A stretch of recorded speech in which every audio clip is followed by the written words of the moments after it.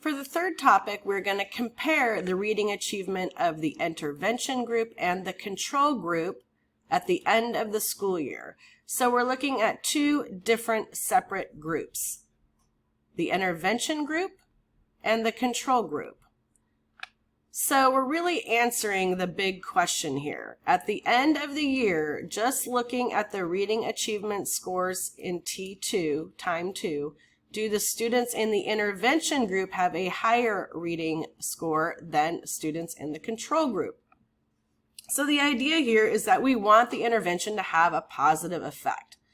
So first, for our alternative hypothesis, we have the mean of the intervention group at time 2 is greater than the control group at time 2. So to test our hypothesis, we are going to use an independent samples t-test because we're comparing two independent or separate groups. We're going to select a one-tailed test because we have asked if the reading achievement of the intervention group is higher. We're not looking at higher or lower or different. We're looking specifically for higher. So we're going to go to SPSS to answer that question.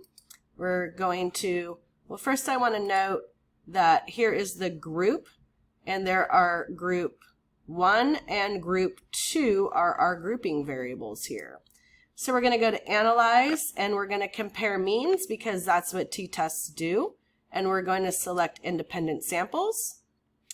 So first, we are going to be comparing reading score after the intervention. That is our test variable. And then we are going to compare the intervention and control group, and that will be our grouping variable. We're going to define our groups. We know that our groups were defined as 1 and 2. Continue. And we're going to get our test results here, which I have already pasted onto the solutions page.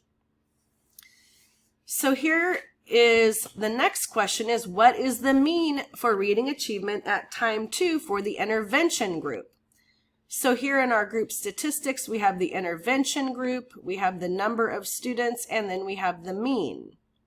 What is the mean reading achievement at time 2 for the control group? Here is our row about the control group. We can see there's more participants and they have a slightly lower mean. The next question is, what is the mean difference between the two groups? So we can find the mean difference over here. You can see both of these are the same. Next, what is the mean reading achievement at time 2? What is the t-value for the test that we conducted? We can see the t-value. There are two different t-values here. So what we need to do is look at Levine's test. That's this part right here. It says Levine's test.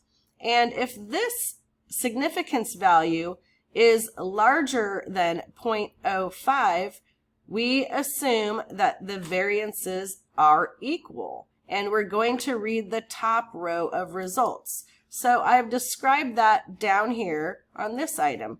So for reading the top row, our t is going to be 0.41, technically 4, but for both of these, we are rounding to the next decimal.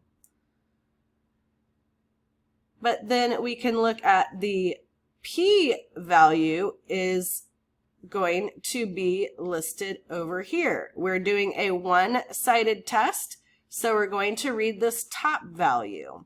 If you use a different version of SPSS and you only were given the two-tailed value, then you would divide it in half. So do we reject the null hypothesis? No, we don't, because the p-value that we were given is higher than our 0.05 threshold. So that means that the intervention group did not show a statistically significant better result than the control group.